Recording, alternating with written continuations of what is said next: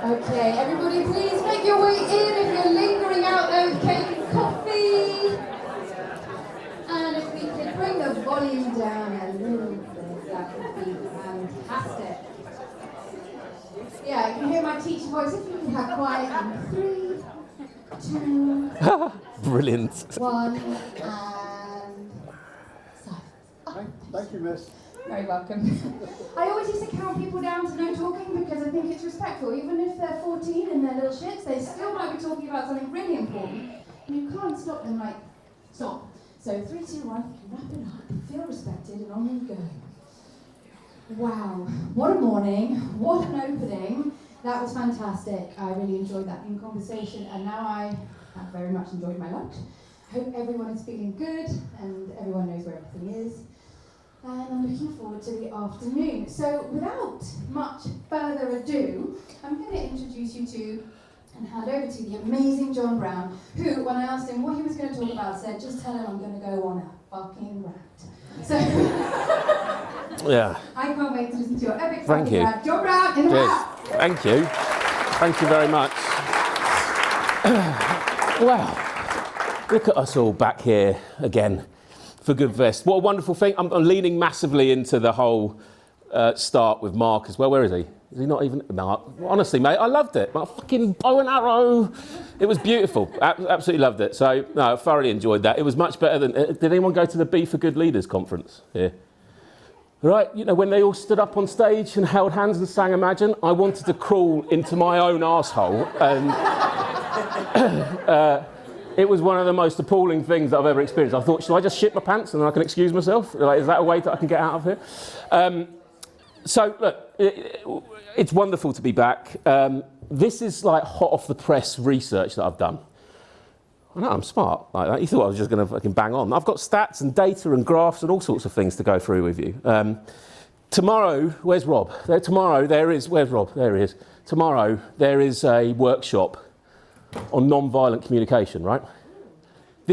I can only speak in violent, graphic communication. So I'm going to attend that workshop, but because I haven't done it yet, it will be violent and graphic. So I apologise in advance for that. I just don't seem to be able to talk in any other way. So what I'm going to chat about is about the thing that I've been feeling, which is I think we failed a bit with climate comms, okay? And I know we're all sat here and we are all lovely people, and I've been cuddling some of you, and you know, there's a great vibe in the room and stuff like that, but I think we needed sometimes a little bit of a reality check as well. If you've been at some sustainability and climate comms conferences, you can walk out going, oh, everything's fucking solved. You know, Chloe have released new sustainable handbags. It's done. It's sorted. Fantastic. I've got a new Patagonia jacket. It's wonderful. I smell faintly of pine tar. Everything's okay. Right? You know, it's the right thing, right? We're doing the right thing. But there's a challenge, because fundamentally I think we have failed. And I'm going to go through a little bit why and a little bit on how to fix it. Okay? I've got a clicker. Last time I broke this, by the way, on stage. Anyone remember that? Yeah. Just crushed it with my hand out of pure nerves. It's just the strength with which I enforce my points on people. If you want to heckle, do so both in the room and online. I'm John, by the way. I don't really know how to start these things most of the time. So I'm John, and I run an agency called Don't Cry Wolf. We're a creative strategy agency. You can find us online, you can heckle on there, or just shout out in the room. So, are we doing a good job as climate communicators and creatives? Are we doing a good job? None of you want to say anything. Are we doing a good job? No. Yes, no, I mean mixed, right? We've got some cool people. Look at them. They're fabulous. Got even a bloke out of Titanic doing Netflix films about it. It's amazing, right? We've had some, like, over the years, the voices have got louder, more prominent. The footage has got more refined, right? This used to be something where, you know, there was someone who was sort of like in a treehouse somewhere weaving clothes out of their own back hair. That used to be the kind of, that used to be the sort of climate activist. We've got a different group of people now, right? With big voices, big platforms, leading massive conversations. That's a positive thing, right? We've got this. We've also got this. mass movements, hundreds, thousands of people waving flags. I've been to these. I have. I wore a bandana to one. A fucking bandana! Right, because I wanted to feel authentic. I've been to these things. They're amazing. And you feel this sense of real progress. You feel collective. You feel a community. They're not bad things. These are great things to do. And it's raised the profile, really raised the profile of the discussion. You cannot walk down the street without having a chat with someone about the climate crisis now. And that's an astonishing achievement for us. So well done, okay? Let's take that as a positive. Well done. It's on the agenda. It's on every agenda, right? All of us here today are dripping in Patagonia and Vivo Barefoot. It's on our agenda. It's perfect.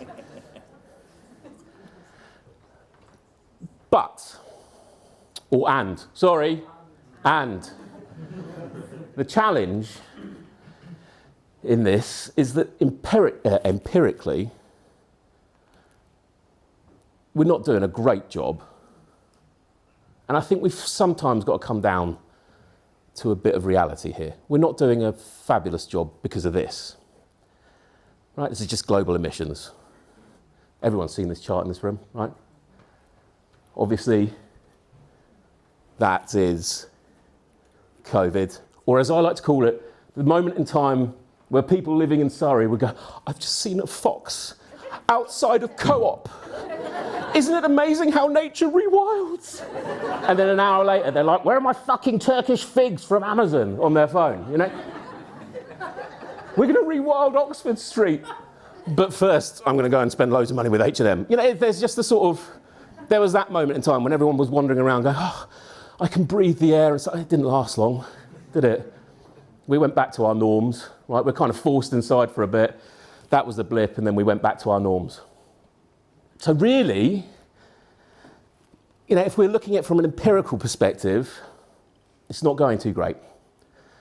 I think part of that is because we forgot about something really, really important. This was my theory, if you like.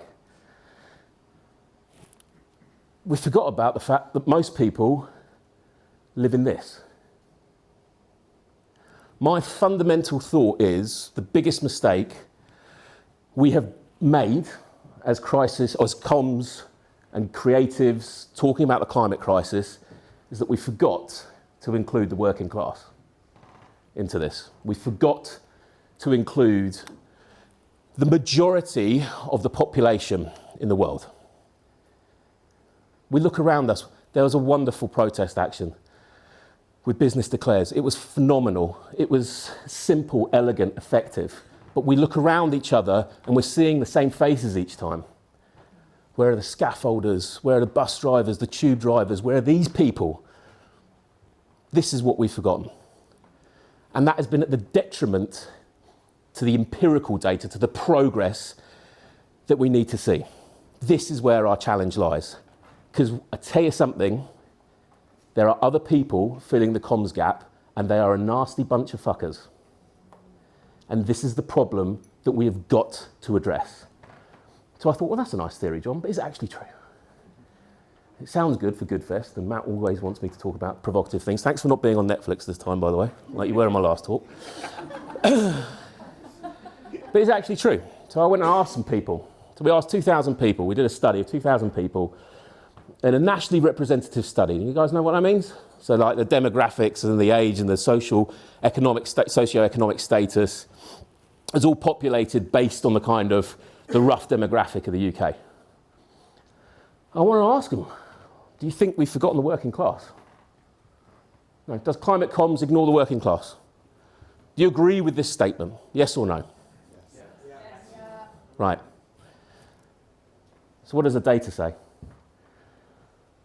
40% of people in the UK believe that we've ignored the working class with our communications. And I know I keep talking about class. It's the simplest way for me to express what I'm trying to get across. There's lots of discussions around should you use class. There's an underclass, which are people who are out of job, completely on the poverty line, living in the most utterly disgraceful conditions you can imagine. And we've ignored them. Only a very small percentage of people thought, no, they're great, they're well on board. Love them. Others are sat on the fence. This is the real challenge that we've got to face and we've got to step up to. How do we start being a little bit more humble and a little bit more aware and a little bit less, oh, are you shopping with Riverford? No? Oh, okay, well, I'm off over here to go to my little farm shop. And a little bit more, how do I put an extra £5 in your pocket?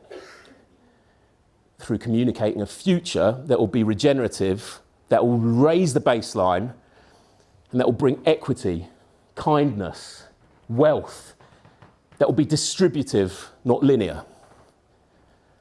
And we've done a shit job of talking about that. And that's our challenge. If you're rich, you think you're doing a really cool job of doing that. Those that earn more than 150k, only about 20% agreed with that statement. Those earning less than 16,000, about 50% of them agreed with that statement. Average household, a third, the average, right? a third. You know, a third, yep, agree with it. A third probably sat on the fence. A third, no, we're doing a good job here. There's a real disparity. If you're in that category, you feel like you're being ignored. This isn't for you. This isn't a discussion for you. If you're in the 100 earning more than 150k, great, you think you're doing a fantastic job. And then we wonder why we haven't got more momentum as a social movement. It's because the majority of the population sit there. That's why. So what's the problem with the comms? Why are they feeling ignored? Is it the way that we come across? Is that the problem? Is that the issue? Is it the way, do we sound sanctimonious? Let me ask you this, what would you like climate communications, like what emotions would you like it to be associated with? Stick out some words, emotions. Empathy, positivity, hope, success. What else? Survival. Well, that's not bad, right? Survival. Survival is a word that is absolutely in the lexicon of people earning less than £16,000. The thing is, they're not waiting for 30 years for that survival to take place because their fucking Armageddon started 10 years ago. That's the challenge. So we have empathy, positivity, kindness, hope, inclusion, included. Perfect. I love this. This is what they think. Majority of people in this country believe that it's aggressive, condescending, depressing, patronising and shaming.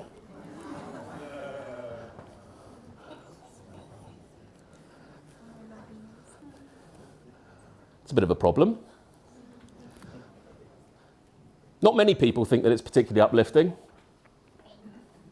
There's an issue there. Hopeful? Nope. Not really.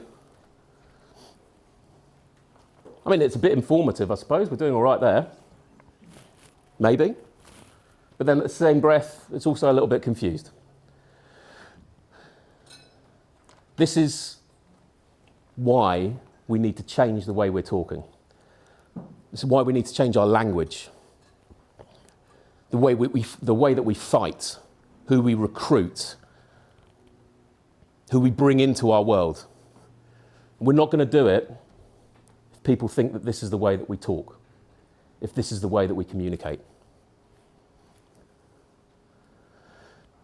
From this data, if you are poor and unemployed, you are 4 times more likely to feel shamed by climate activism than if you're upper middle class. That's an interesting statistic for us to ponder on, for us to think around. 4 times more likely to feel shamed by climate activism than if you're upper middle class. There's a stat that I thought paired really, really beautifully with this, which is that the richest 1% of the world's population are responsible for more than twice as much carbon pollution as the 3.1 billion people who made up the poorest half of humanity. we spent a lot of time shaming the very people who don't emit a lot of emissions. I don't want you to all feel bad, by the way. Mark, get up and do something, mate. Like, honestly, they're feeling massively depressed. But it is a hard truth. It's a hard reality. We cannot keep walking away from these conferences or the big global stage such as COP and thinking, well done, we've got everyone on board, everyone was happy, it was such a wonderful experience. You've got to think, who was there? Did I actually reach out to anyone who, the person who served me petrol as I was driving up here, have they felt the same energy, emotion, aspiration as we all feel when we walk into Goodfest? No. We have got to change this narrative. We are working almost in favour of the very individuals or organisations that are causing the fucking problem. That has to change. I then thought to myself, well, they might not give a shit. Actually, they just might not care about things. Maybe they don't want to change. It's, put it to the back of their minds. So, in terms of general population, we asked, well, what best describes your position on climate change? Not a thing. About 9% of people still think it doesn't exist, it's not man-made, it's nature, etc., etc. Just shy of 20% think, I'm concerned, but there's lots of other shit going on in my life, right? Benefits being taken away, along with inheritance tax. There's lots of other stuff going on in my life. I've got to heat my house, I've got to feed my kids. I've got to make sure that they try and get some resemblance of an education. I've got to keep them healthy. So I'm concerned. But I'm also living on the very edge. So I have only so many fucks to give. About a third are prepared to sacrifice certain things. That's the key thing for me, by the way. Asking someone, do you want to live a more sustainable lifestyle, is fucking meaningless. Of course everyone wants to live a more sustainable lifestyle. Ask them what they'd be prepared to give up in order to do that. That's the more important question. What are you prepared to sacrifice? Are you prepared to sacrifice certain elements of your lifestyle in order for that to come along? Because I tell you what, folks, we all know this. If we don't make the sum of the sacrifices, it's going to be made for us eventually, if this goes really, really wrong. But the thing is, a good third of people are like, yeah, I'm up for this. I can make some changes. Only a few are prepared to go the full hog, and that's totally understandable. No one wants a wholesale lifestyle change. And sometimes, honestly, I do feel as though we lean into that with some of our comms and our creative. Let's just change everything. You should stop eating this, stop flying, stop doing that, stop having kids, stop smiling, stop laughing, stop going to the pub. Just focus on that. And actually, that's a bit too much. People want to make small, accessible changes into their life, into their world, in order to get them on board. And that's all we should be fucking asking of them as well. Perhaps even less, and I'll go on to that in a moment. This I thought was really interesting, should be tackled by big business and governments. Big business and big governments. Absolutely fucking right. One of the things that annoys me about personal carbon footprint is that it's not personal carbon footprint. Right, we all know, I'm sure, are cognizant of the fact that came out of a big old oil company in 2005, 2009, 2005. Here's your personal carbon footprint calculator. Don't look at us. Look at you, you filthy meat-eating bastards. Right? And actually, no, systemic change comes from big governments, big business, big money, big economy.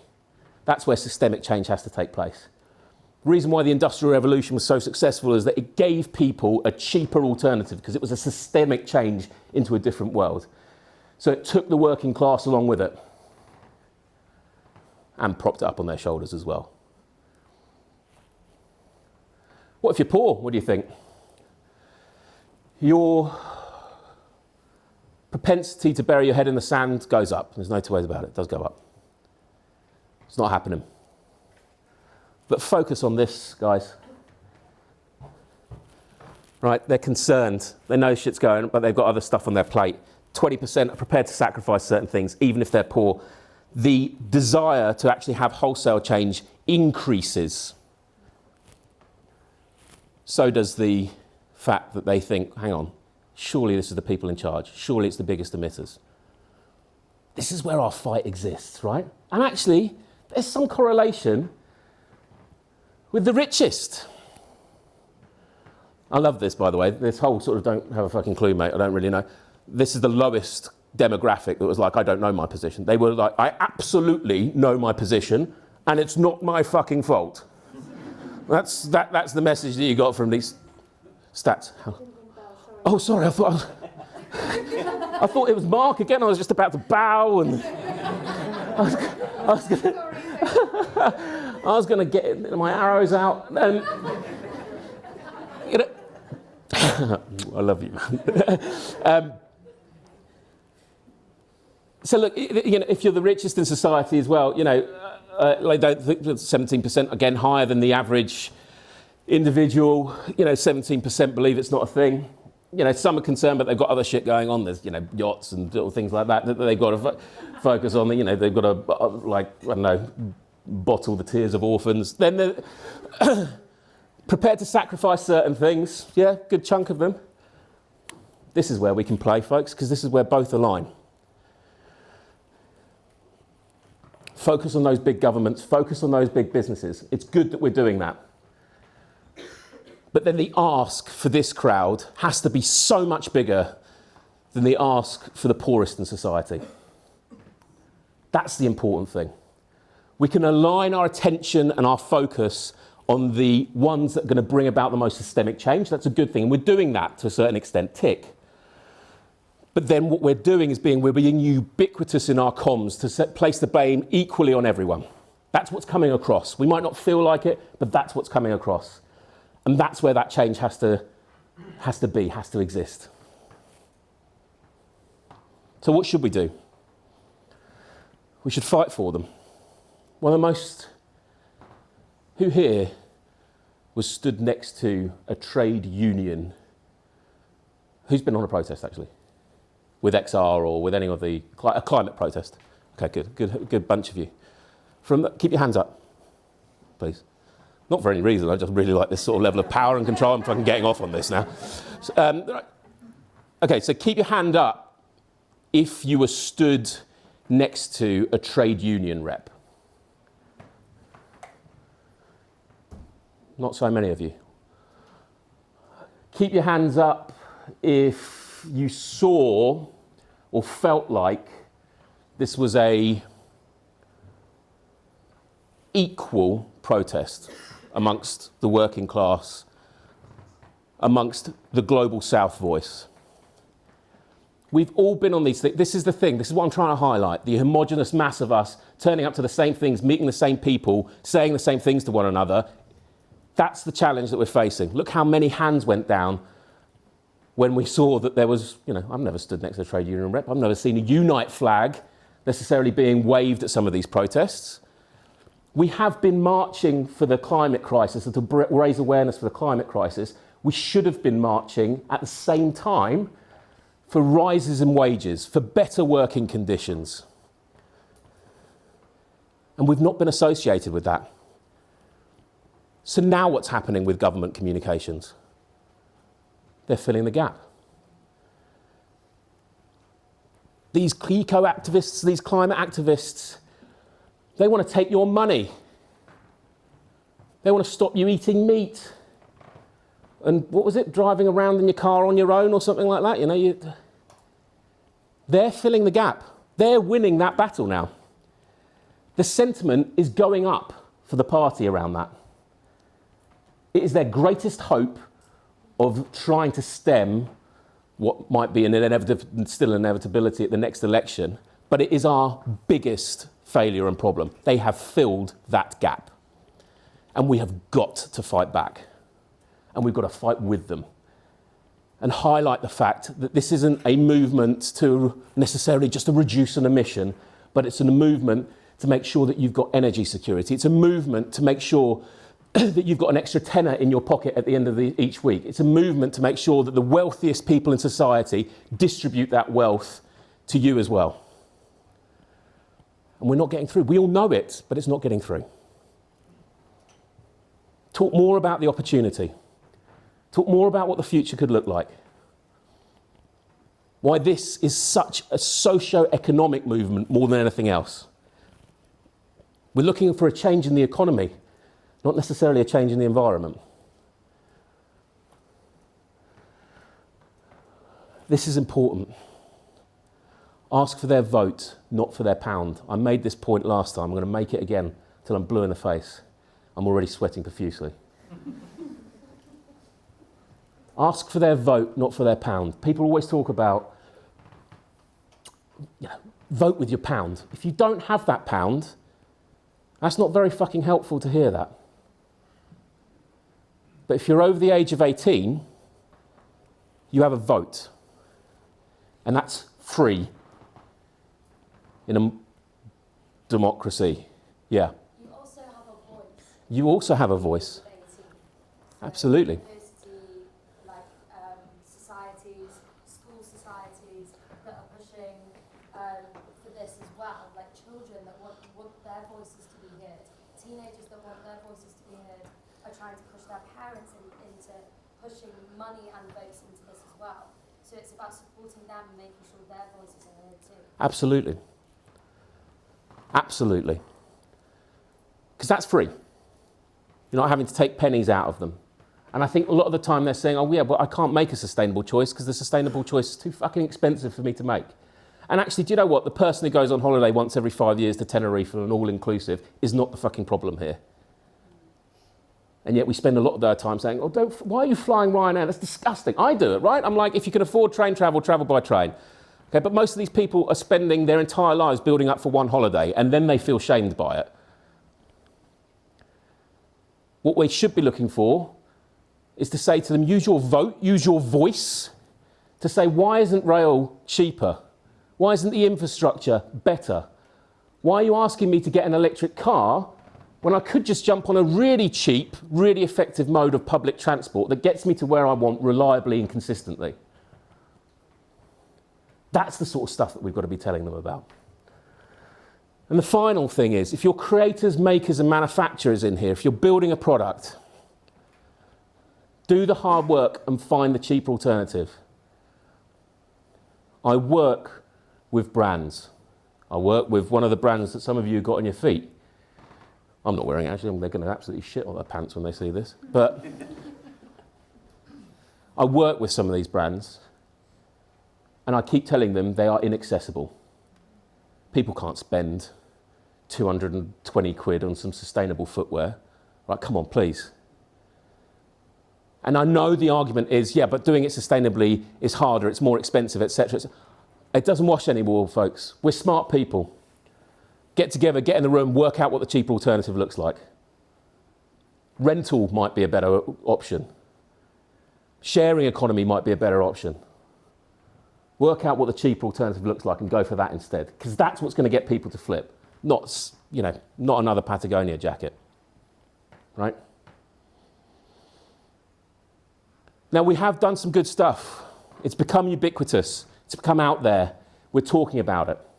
The challenge that I'm going to ask you guys to walk away from after Goodfest is to think about how you can communicate in a way that perhaps, and I'm just making an assumption, but perhaps attracts people onto this cause that you may never normally hang out with. Ask those conversations. You're getting on that bus every day, speak to that bus driver, find out what they think, make a rapport with them. The person who runs that shop that you turn up for your whatever it is, I'll go and buy hummus and a packet of cigarettes, I think they cancel each other out. Ask them, speak to them, talk to them. Like, just say, no, I'm genuinely, strike up the conversation. Get comfortable with the language they're using, the struggles that they're facing, and then communicate and create based on that. That's it. Thank you very much.